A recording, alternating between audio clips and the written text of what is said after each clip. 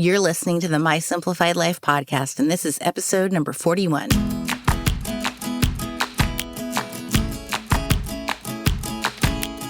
Welcome to the My Simplified Life podcast, a place where you will learn that your past and even your present don't define your future. Regardless of what stage of life you're in, I want you to feel inspired and encouraged to pursue your dreams, simplify your life, and start taking action today. I'm your host, Michelle Glogovac, and I'm excited to share my stories and life lessons with you while taking you on my own journey. This is My Simplified Life.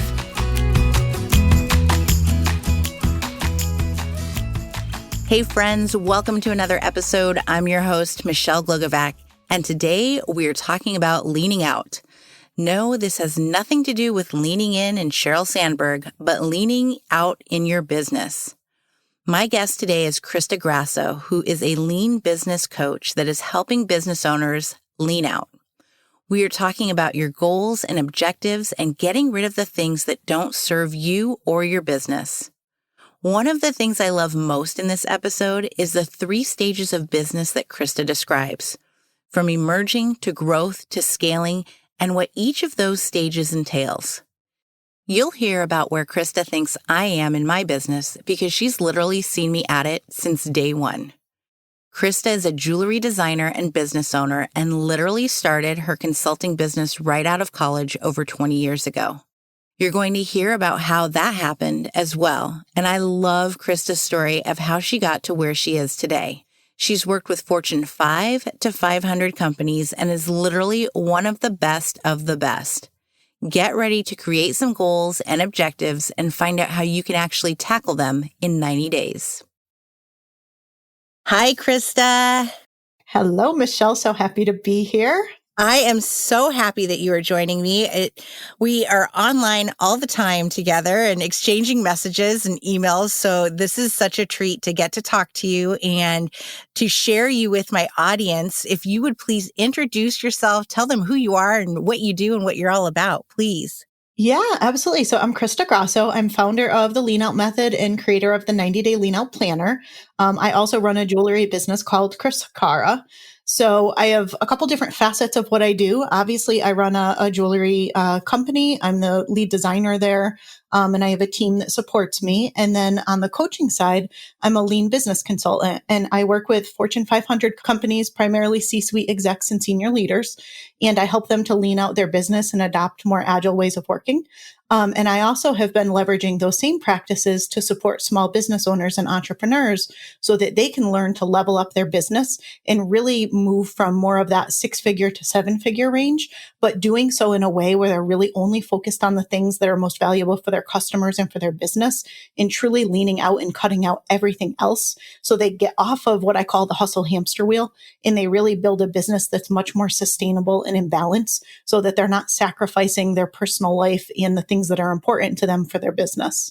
It's so awesome. And first of all, I have to say, I love your jewelry pieces. They are absolutely gorgeous. They are. And then I love that you're helping business owners get to this place where they can make more and basically do less, because as a kind of newer, I'm using air quotes that nobody can see, business owner, I myself have gotten very much stuck into I have to do more to make more. And it is a hamster wheel of, well, I got to work, because otherwise I can't make more money. You know, it's a vicious cycle. And I'm only now kind of getting to this point, and I'm almost 2 years in, of saying, I'm going to say no to this. I'm going to cut this out, and I'm going to raise prices, and I'm actually working less and, making more. So it works. And I also love that you're bridging, the stuff that large corporations do into small businesses, because there's such a big gap I found coming from the corporate world that so many things don't translate over either side that really should. I agree. And it's really unfortunate because, well, a lot of the things that the larger businesses do certainly aren't applicable for somebody at the scale of a small business. So many of the things that they do that really help them differentiate themselves and really shine beyond their competitors are the exact same things that I think, honestly, small business owners and entrepreneurs need to be doing even more than the big businesses do. And they just don't know about them. It's you go into any large business and you mention the word lean and they know exactly what you're talking about. You say it to small business owners and they think you're talking about fitness, right? It's like they don't really get the Yeah. concept of doing less to make more in that very lean construct that all of the larger corporations use. So it's such a good opportunity for small businesses to learn from those who've kind of made this really successful and spent decades perfecting it. And now they can kind of leverage those same exact techniques and practices in their own business. So for those who don't know what lean is, can you essentially describe it? I think you just did, and it's doing less and making more. Like, what is there more that goes into the definition of that? Yeah, so there's a lot of different definitions. It really kind of started in the manufacturing space, and then it, transitioned and started applying to more into software development and technology. I think it's super applicable for coaching and consulting and any sort of service-based business as well. But how I define it is just getting really super clear on those things that are really valuable and eliminating absolutely anything else. It's really that simple. Is if you know what's really important and you know what's going to make a difference, don't spend a single second on anything other than those activities, because otherwise you're just doing a whole lot more and working a whole lot harder when there's absolutely a way to work smarter and simpler and not have so much on your plate. I love how simple you make it sound. Um, It is such a simple concept. It's hard to do because you have to really unapologetically say no to things. And we are masters at convincing ourselves that we need to do all the things. And that thing that we just heard of is the thing. And I'm saying the in air quotes there, that's going to make the big difference in our business, right? And the reality is that sometimes the real true secret to success in business and to making those really big leaps and leveling up is just finding the few things that work really well and doing them over and over and over again and just continuing to make them better. It's not the fun, sexy stuff of trying all the new different things all the time. It's really getting crystal clear on what's actually working and doubling down on that instead of on everything else. and I think that takes a lot of time too. I mean, I started out in podcasting now, and it was like, well, I can do show notes and I can do, uploading and I can launch and I can pitch and I can do all of these things.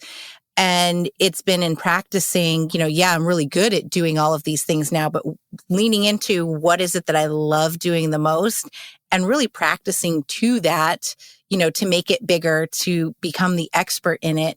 And I think that all plays a role in it. Mm-hmm. It does. And so I see business as having 4 stages, right? The startup stage, which I call the emerging stage. Then you move into grow, then you move into scale, then you move into influence. And I think the nature of the emerging stage is you're kind of trying all the things. You're wearing all the hats, you're trying all the things. Even if you think you have a specific target market to start, usually you kind of shift your target market a lot. It's very spaghetti stage. You're just trying everything to see what sticks. And the nature of that stage is you tend to be very much in hustle mode, right? It's because you're working really hard and you don't know yet what you're doing. You're in figure it out energy. And that tends to be very hustle energy, just trying all the things. But when you get into more of that grow mode, that's where you figured it out. You kind of know who your core target market is. You know what your primary offers are and what they're resonating with. You may not have it 100% fully nailed in yet, but you're pretty close. You've got that subset of things where you figured out what you're super passionate about, what your customers are getting the most value out of, and which things are the most profitable for your business.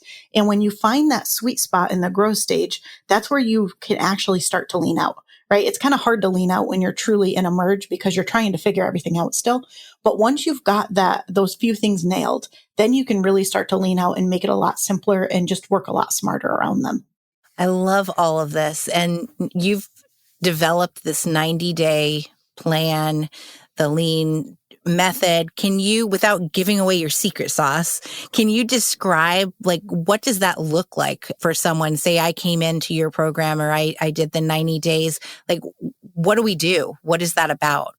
Yeah, so the lean out method I have broken into four overall pillars. The first one is context, second one is clarity, third is commitment, and fourth is Kaizen. And Kaizen is a lean concept that means small continuous improvements, because usually it's those small continuous improvements that lead to really big results without having to radically reimagine things in your business. If you keep up on them and keep them growing and really keep that growth mindset, it has a lot of positive benefit in your business. And so where I think most businesses miss is they miss the context stage. And so that's where I start everybody with. So the very first thing that we do is we set your vision. And it's not a typical vision as you might think of it, or even a vision statement. It's what I call a next level vision. And it really gets at putting yourself into a point in time in the future across three different facets, which is both your business, your personal, and your customer, and really creating this very vivid mental image of what that future state would look like from your business. And then from there, making sure that all of your daily activities relate back to that by taking your vision and breaking it down into goals, breaking that down into 90-day goals, which is the backbone of that whole 90-day plan. From there, building out a roadmap, and then actually figuring out what activities you're going to do and the best way to approach that so that you're not adding in a lot of noise and unnecessary activities into your day, but you're just focused on the ones that are going to make a difference. So when you would work with somebody after they've done the emerging stage, but would this help benefit someone like at the emerging stage or before they're even at it? If, you have a specialty and this is what you're going to do, would it make sense to even begin this before?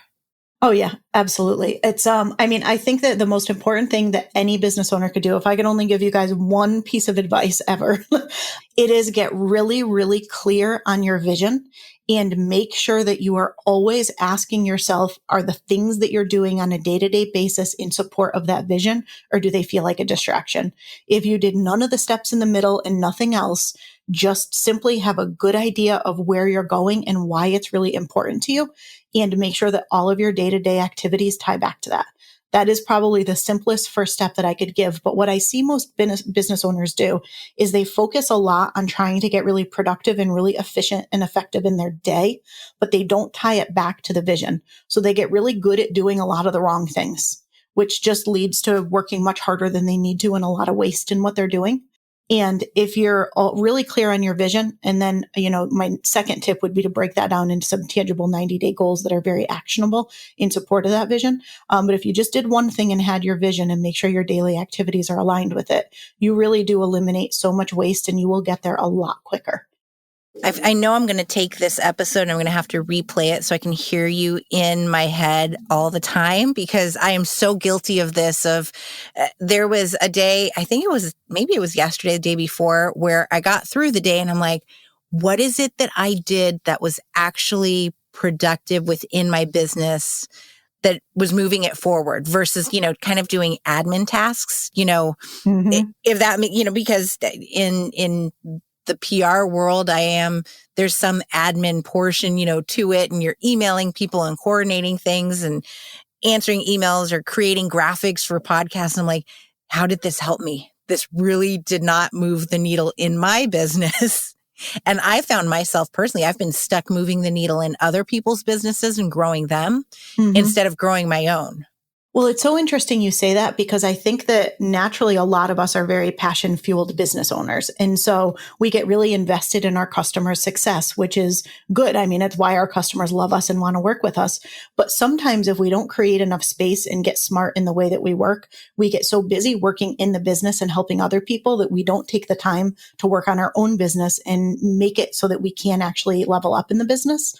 And so I think that part of that shifting from working, harder to working smarter and working in a more lean way gives us that space so that we can do that, which we really need to do to keep our business sustainable over time. I'm so glad you mentioned working in your business versus on your business, because that was another term that I didn't hear in the corporate world. And, I was there for 18 years and nobody ever says, are you working in the business or on the business? Because you don't really have to. You're working for a corporation. And, for those of you that this is the first time you're hearing this, working in your business is doing all the things, for the clients and your services, but working on your business is creating your own content, creating your courses, doing something that's going to make your business actually grow. And that's exactly where I am right now. I'm launching a podcast launch course, and it was in creating this course that I was like, this is it. Like, finally, I'm in my business working on it, and not creating a course for someone else or a launch for someone else. And it's such a huge difference. And I know that that's what's going to get me moving forward. But it's so hard because when you're doing that, you're not really making money, versus working on a client work, then you're making money. Yeah, there's those things that you do in your business that have an immediate ROI. And those are more of your kind of short-term wins. But if you don't do those investment type of activities, and I don't mean financial investment, I mean that investment in the future where you're building something today that's going to pay off for you in the future, you can't get off the hustle hamster wheel because you're always going in, okay, I just did this. Now what's next? Now what's next? Now what's next? Whereas you need to instead be laying like that pipe of all of the things in the future that are going to pay off and build that sustainable success in your business. So it has to be that balance of short-term wins and cash injections in your business with that very long-term strategic view of what comes next and how can I be ahead of even what my customers think they need so that when they realize they need it, I'm the one that's here for them. So I'm thinking about the corporate stuff and how you said that, corporations are doing a lot of this lean stuff already. And right when you said that, it made me automatically think of, if you walk into a corporation, they've got someone who answers the phone. They've got people who do sales, people who do accounting. Like, everything basically is outsourced from the top down in that regard. So would you say that outsourcing is a part of that for a small business owner, or are those things, and I'm not talking about like your accounting and your invoicing, but some of the services that you might provide or the tasks that you do, should you be thinking about outsourcing them as part of getting lean or just getting rid of them completely? I think it can be a mix of both. And so one of the things that I see business owners do for a little bit too long is they wear all the hats. And in the beginning, you do it out of necessity. But people I find usually don't hire soon enough. And I think that what I always talk about, your zone of genius. I know you're super familiar with this, Michelle, too, Mm-hmm. but you want to be doing your genius work, that work that not only are you super passionate about, but you're uniquely qualified to do, right? It is the stuff that your customers are usually paying you to do because you do it better than anyone else. Anyone can do a lot of the other things in your business that are outside of your genius work. And you want to have other people help you with that as soon as you are able to in your business. And one thing that I usually tell people is usually before you think you're able to, because that's what usually allows you to be able to, is if you can bring somebody in that is either going to do profit generating activities directly or free you up to do more of your genius work so that you're doing profit generating activities, then that is the time to hire. And it's something that the bigger corporations do is you don't see a senior leader or an executive wearing all the hats. What they do is they set that strategic direction. They're that visionary leader. They do what they do best and are uniquely qualified to do. And they build a team of people who are working in their zone of genius in order to deliver on it.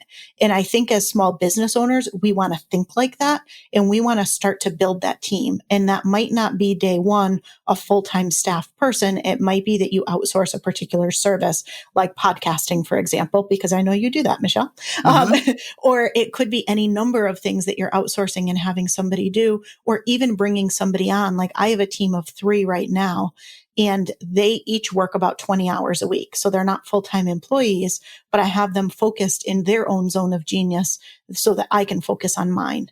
And it's something I've built up to over the years, but you want to bring those people on, whether they're hourly for, 5 to 20 hours a week, or whether you eventually get to the point that you have actual employees or freelance. That's awesome that you have 3 people. I did bring on someone to help me with show notes because I found that they are the most time consuming for me, and they're not giving me the return, that I need for myself and for my business. So we're still generating them, and I still go through all of them because that's who I am, to make sure that everything is, perfect before it gets sent off. But bringing her on has been fantastic. My editing, I've outsourced from the get-go. And I think that when it comes to outsourcing, at least for me, it was the scary part of who can I trust? Will they do what I do to the level that I do? And I was lucky in the regard for my podcast editor. I've worked with him on a ton of other podcasts. So that was a no-brainer for me. I knew his work. That's not my zone of genius, like at all. So that was yep, I'll pay you. You're phenomenal at what you do, but it's in finding other people to actually do what I do that I find it really hard, to first of all, trust them. But then as a reminder for people, you have to have a process in place to onboard these people to do these things, which I've gotten very good at. I've got all my processes in place for the most part, but training them and getting them up to speed, that all takes time too. So that's incredible. You have 3 people. I'm very proud of you. That's awesome. Thank you. And I think you said something so important there about the processes, because that to me is part of that growth stage that I mentioned, is usually when you're still very much in emerging, because you're trying to figure it out. It's not always the right time to document absolutely everything. But as soon as you figure something out that's repeatable and that's working, you should take the time to document that, because you want to build a playbook and build assets in your business. And there's really, truly no time that's too early to start doing that. It's more just once you're doing something that you can repeat. It lets you show up very consistently, especially if it's client facing, so that all of your clients are getting the exact same experience. And if something isn't going well, you can really quickly see what it is that isn't going well. But also it lets you bring people on. And then when you bring people on, you have them document what they're doing, and you're continuing to build that process.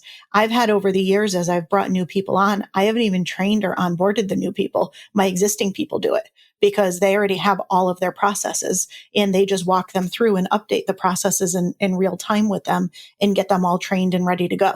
Yeah, my VA it was very similar, because for the show notes, I had it all documented, and I sent her all of the process information before we hopped on a Zoom call. And she goes, we don't really need the Zoom call because everything was so clear. Like, I even give good examples, bad examples, like everything you need to know is right there. And she goes, I don't have any questions because it's all there. So yeah, that's definitely important. I'm glad you agree, and that at least I'm doing something right. Oh my gosh, you're doing many things right.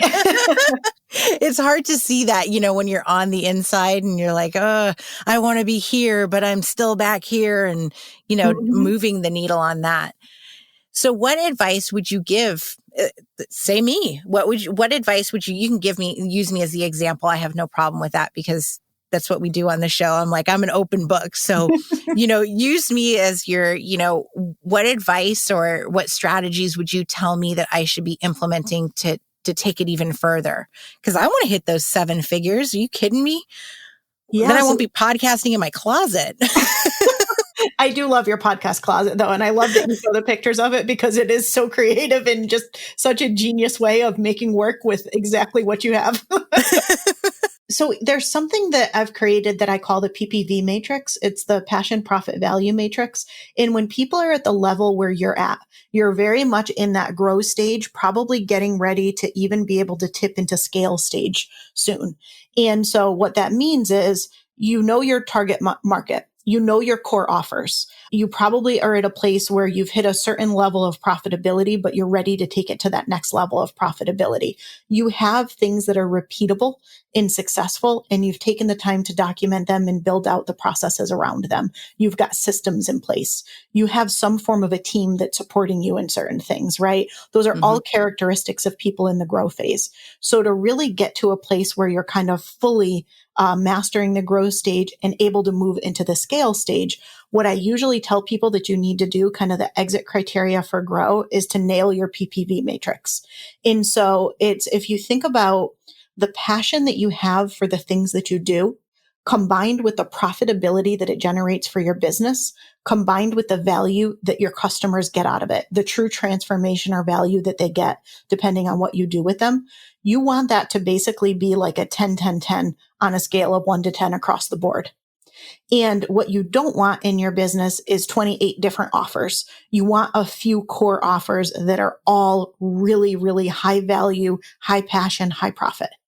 And on the back end, you can start to get sophisticated and have things like ascension plans and all sorts of stuff that, I won't go into here. But your core offers, especially your primary offers that you're driving people through at each stage of your funnel, you want those to be the absolute best that they could be. And once you figure that out and you nail that and you get them to that 10-10-10 level across the board, that's where you can make really big jumps in profitability in your business. Because at that point, it just becomes math. You're like, okay, I know that this is working incredibly well. I feel like I've optimized it fully.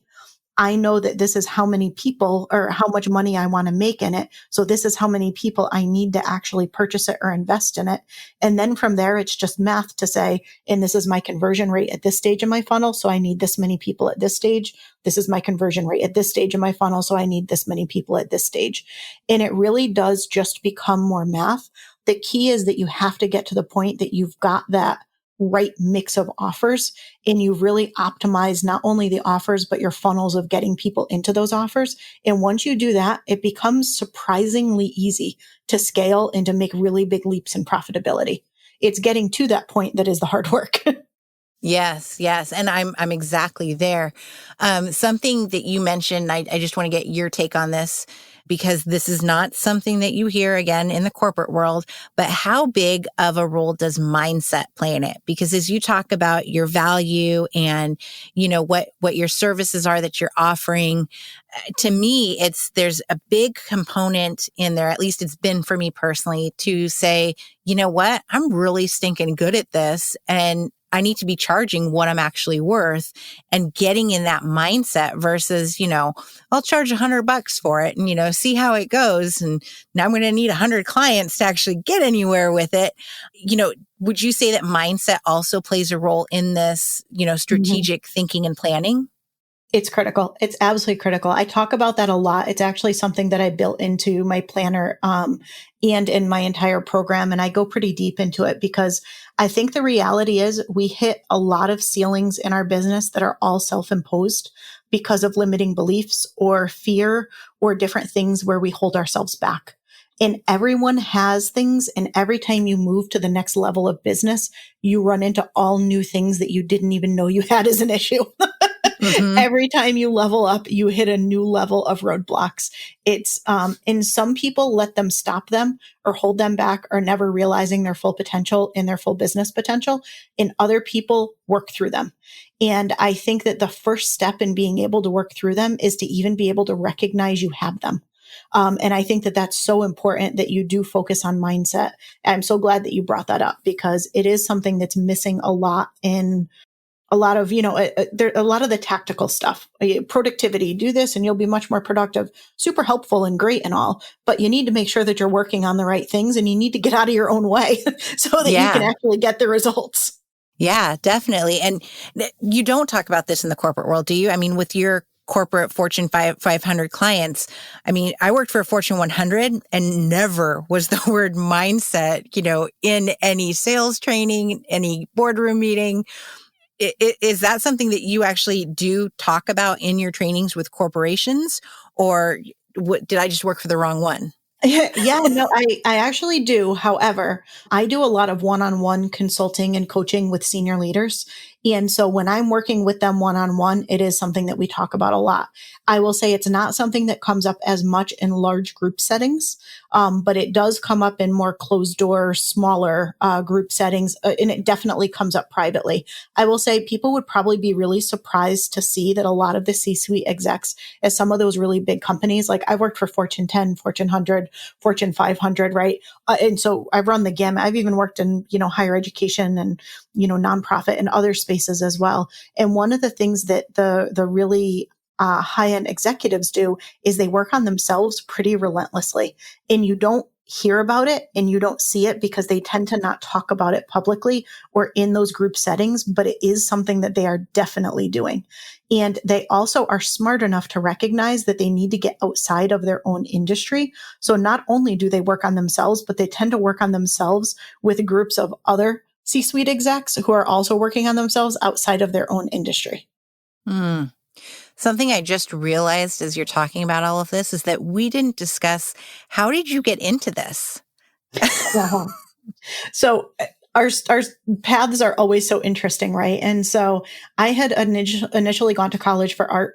I was 3.5 years in, about to get my art major, and I just was starting to let, the fear came in, like, I don't want to work at a coffee shop for the rest of my life. And what if I never make it as an artist? Maybe I should get a real degree. I'm saying real in air quotes, right? I had kind of some of that stuff in the back of my head.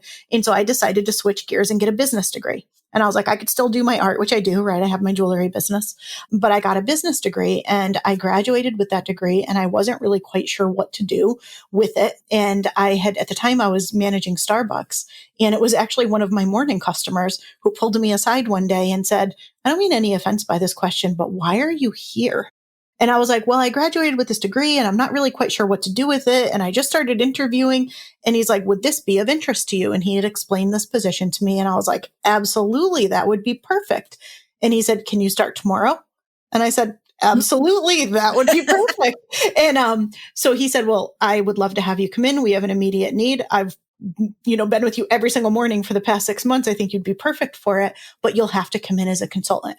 It's the only way we could get you started right away. So I said, absolutely, let's do it. And so I came in, and so I entered the world of consulting right out of college without realizing it. I didn't even know what a consultant was before he had asked me to come in that next morning as a consultant. And, the rest is kind of history from there. But I had quite the winding road after that eventually got me to where I am today. But just such an interesting story of how I started down that path with, no real intention, just kind of happened that way. I think that's the journey of all of us. We end up somewhere else. But I love that you started out as a consultant, not even knowing that you were going to, but you did it fresh out of college, because it seems to me like today we have so many people who come out of college who that's the path they want to go down. And I can tell you, when I graduated college, no, you get a corporate job. That's what you do. And boy, do I wish that I had gone down, especially the path that I'm now, because I can't imagine 20 years into podcasting, I'd be a big deal. Yeah. But I love that that's how your journey was. That's incredible. And to get to where you are today, it's amazing because you're so knowledgeable. So I love that your journey took you to this and you've become what you are, because you're just this immense wealth of knowledge that every small business owner and corporation should be having. You've schooled me today. I can tell you that. I've really appreciated it. Yeah, I mean, I hope there's some real actionable items that people get from this, but I would say just make sure that you're super clear on that vision and don't get hung up in perfect wording and vision statements and things like that. Just get out your journal and go and paint that picture of what you see for yourself in the future, and really do that next level visioning where you're thinking about not only yourself, but you're also thinking about your customers at that point in the future and what they're going to need and want from you at that time, and thinking about your business and the type of business that you want at that point in time in the future. Get really clear on why it's so important to you, and just systematically break that down so that each of your daily activities tie back to it. That's such valuable advice. I appreciate it so much. Crista, can you share where people can find you, please? Absolutely. You can find me at leanoutmethod.com. And every single week I go live on Facebook and I do a little mini training and I answer people's business questions live. So I'd love to have you join me there. It's called the Lean Out Circle on Facebook, and you can get there by going to leanoutmethod.com/group. Awesome. And we'll have that in the show notes. Thank you so much again for joining me. This was such a pleasure. I'm so glad we got to do this finally. Same. Thank you so much for having me on. I don't know about all of you, but I am so ready to start goal planning and taking more action. I love talking to Crista and learning so much about not only what she knows in her business, but the knowledge she shared about what we can all do in ours. I would love to hear your takeaways and how you plan on leaning out in your business. So please send me a DM or an email. It's time to take action in your business and create the growth you want in your future. Thanks so much for joining me. Until next week, stay safe, stay healthy, and stay happy.